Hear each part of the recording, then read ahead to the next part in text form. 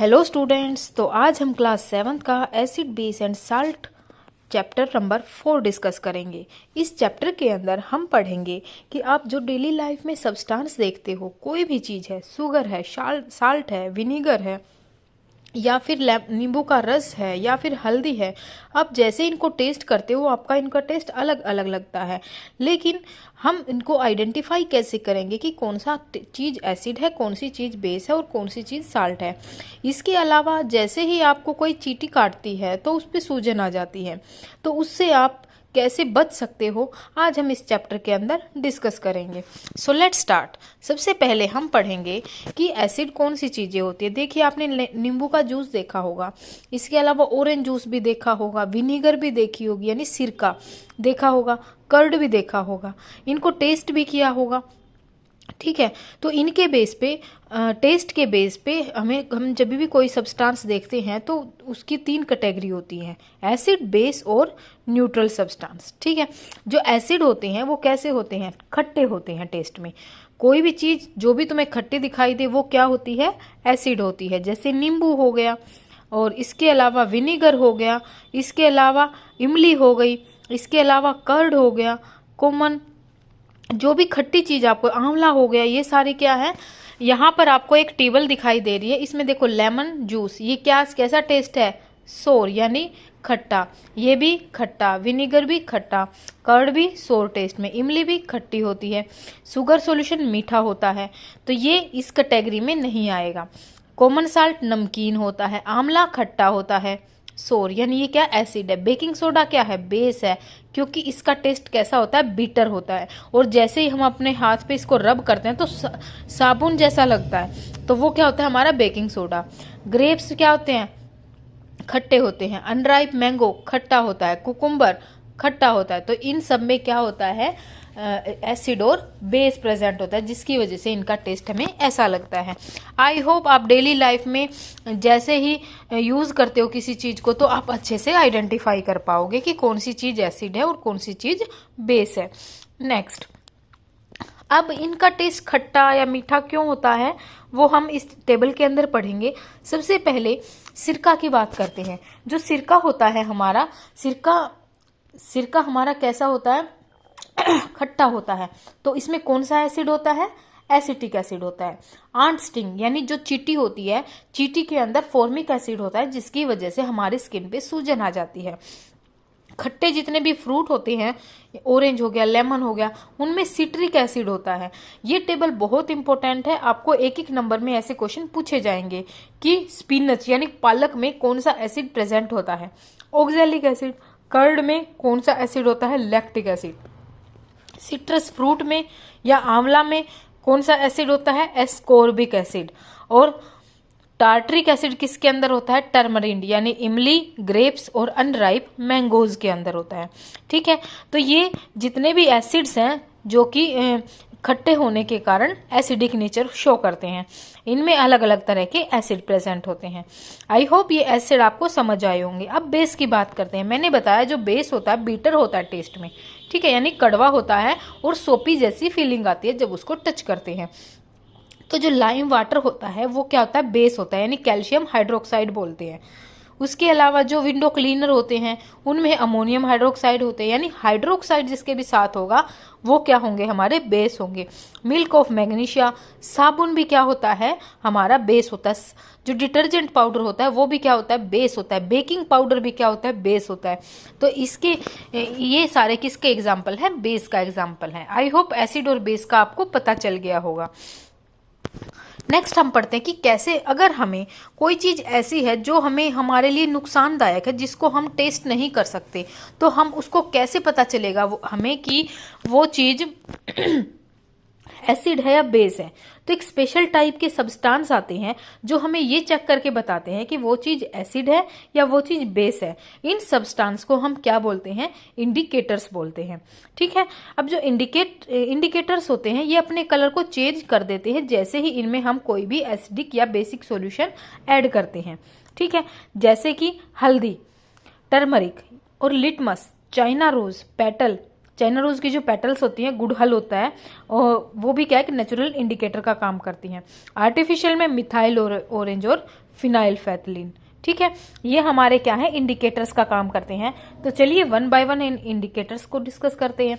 सबसे पहले हम बात करते हैं एक नेचुरल इंडिकेटर, लिटमस। नेचुरल का मतलब होता है कि हमने इनको बनाया नहीं है, ये हमें नेचर में ओरिजिनल फॉर्म में ऐसे ही मिल जाते हैं। इनको हम लाइकन से एक्सट्रैक्ट करते हैं और ये एक पर्पल कलर का होता है डिस्टिल वाटर में। डिस्टिल वाटर मतलब जिस पानी का कोई भी कलर नहीं होता या कोई भी टेस्ट नहीं होता, वो डिस्टिल वाटर होता है। तो जैसे ही हम उसको पानी में डालते हैं तो वो पर्पल कलर दिखाता है, और जैसे ही हम उसके एसिडिक सॉल्यूशन ऐड करते हैं रेड कलर का हो जाता है, और बेसिक सॉल्यूशन ऐड करते हैं तो ब्लू कलर का हो जाता है लिटमस पेपर। ठीक है, आई होप लिटमस पेपर आपको समझ आ गया होगा। यानी जैसे ही एसिडिक सॉल्यूशन हम लाइकन्स के एक्सट्रैक्टर में ऐड करेंगे तो टर्न हो जाएगा किसमें, रेड में, और बेसिक सॉल्यूशन को ऐड करेंगे तो किसमें चेंज हो जाएगा, ब्लू कलर में। ठीक, अब गुड़हल, ये जो चाइना रोज है ये सबके ऑलमोस्ट हमें मिल जाता है। चाइना रोज से भी हम क्या कर सकते हैं, चेक कर सकते हैं। इसके अलावा हल्दी यानी टर्मरिक से भी हम चेक कर सकते हैं। ये लिटमस पेपर है भाई, लाइकन से एक्सट्रैक्ट किया है हमने, और इसका मेन यूज क्या है, एसिडिक और बेसिक सॉल्यूशन को आइडेंटिफाई करना। अगर हमारे पास रेड लिटमस पेपर है तो जैसे ही हमने उसके ऊपर एसिड डालेंगे तो इसमें कोई चेंज नहीं आएगा, और जैसे ही बेस डालेंगे तो रेड ब्लू में चेंज हो जाएगा। इसके अलावा अगर हमारे पास ब्लू, दो फॉर्म में ही मिलते हैं हमें, ये ब्लू लिटमस पेपर है तो जो एसिड होगा, एसिड उसके अंदर डालेंगे तो ब्लू से रेड में चेंज हो जाएगा, और बेस डालेंगे तो कोई भी चेंज नहीं होगा, यानी उल्टा फॉर्म होगा। ठीक है, उसके बाद हम बात करते हैं चाइना रोज एक इंडिकेटर का काम कैसे करता है।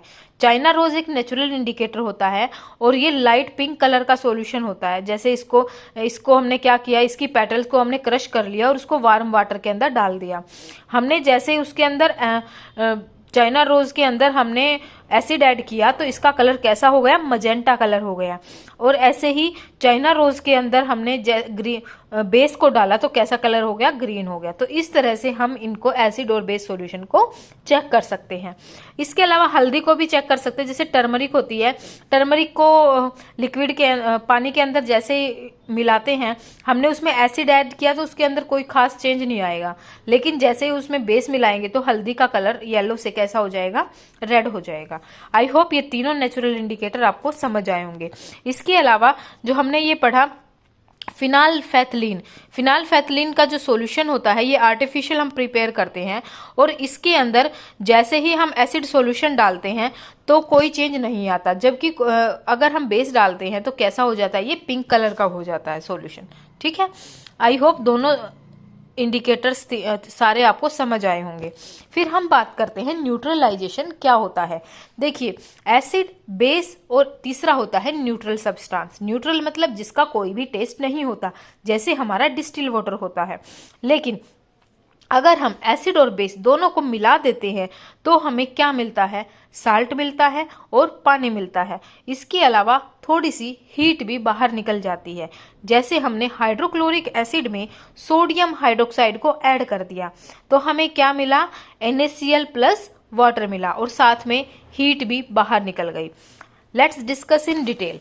एसिड बेस यानी एसिड ऐड किया हमने, एसिड और बेस, जैसे हमने हाइड्रोक्लोरिक एसिड ले लिया और बेस ले लिया NaOH, और हमें क्या मिला, NaCl मिला और वाटर मिला, और साथ में हीट भी बाहर निकली। ये है हमारी न्यूट्रलाइजेशन रिएक्शन। अब हम बात करते हैं न्यूट्रलाइजेशन का डेली लाइफ में क्या क्या यूज होता है।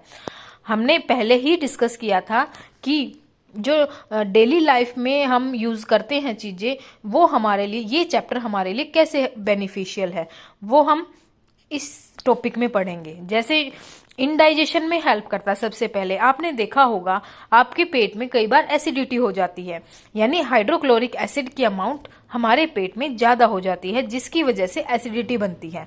ठीक है, ज्यादा अगर एसिड ज्यादा हो गया तो क्या होगा, इनडाइजेशन का काज करेगा, मतलब इनडाइजेशन होगा और हमारे लिए पेनफुल रहेगा। और अगर इसको हमने ट्रीट नहीं किया तो अल्सर होने शुरू हो जाते हैं। इसीलिए हम क्या करते हैं, एक एंटासिड लेते हैं, मतलब न्यूट्रलाइज कर देंगे, बेस डाल देंगे अपने पेट में, तो कैसे क्या डाल सकते हैं? मिल्क ऑफ मैग्नीशिया डाल सकते हैं, बेकिंग सोडा डाल सकते हैं। वो क्या करेगा? एसिड के इफेक्ट को कम कर देगा, न्यूट्रलाइज कर देगा, हमारे पेट में एसिड का जो इफेक्ट है वो कम हो जाएगा। तो हमने क्या लिया? मिल्क ऑफ मैग्नीशिया या कोई भी एंटासिड हो सकता है, जैसे कि बेकिंग सोडा। बेकिंग सोडा को अगर हम लेंगे तो भी एसिडिटी हमारी ठीक हो जाती है। आजकल इनो मिलता है, इनो भी बेस है, तो उसको भी हम यूज कर सकते हैं। आई होप ये जो आपका टॉपिक है इंडाइजेशन, ये आपको समझ आया होगा। जब कभी भी आपको एसिडिटी होगी तो आप सबसे पहले क्या लेंगे? बेस लेंगे, ठीक है।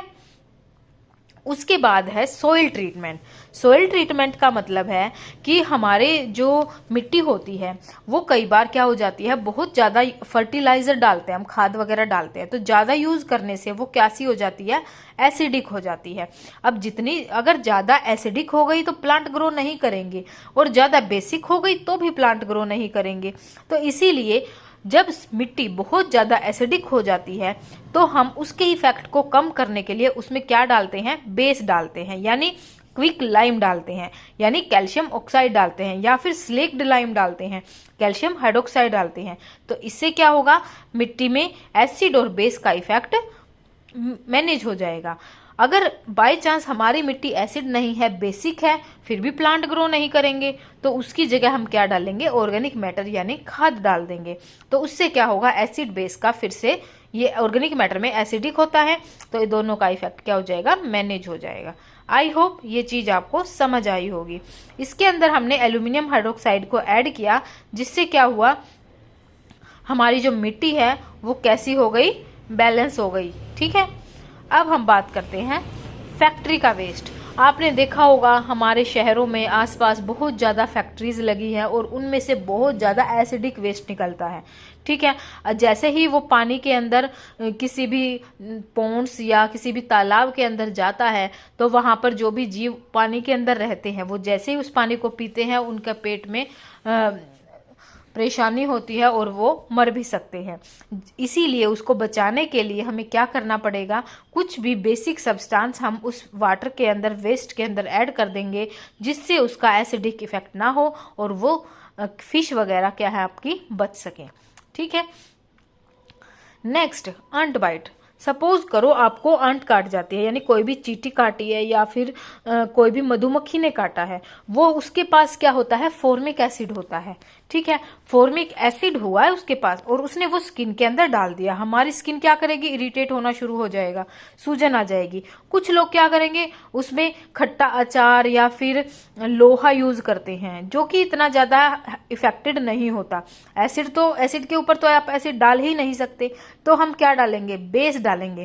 क्या कर रब करेंगे? बेस रब करेंगे, कोई भी बेस। बेकिंग सोडा भी डाल सकते हो, सोडियम हाइड्रोजन कार्बोनेट डाल सकते हो, कैलामाइन सॉल्यूशन डाल सकते हो, या फिर जिंक कार्बोनेट डाल सकते हो।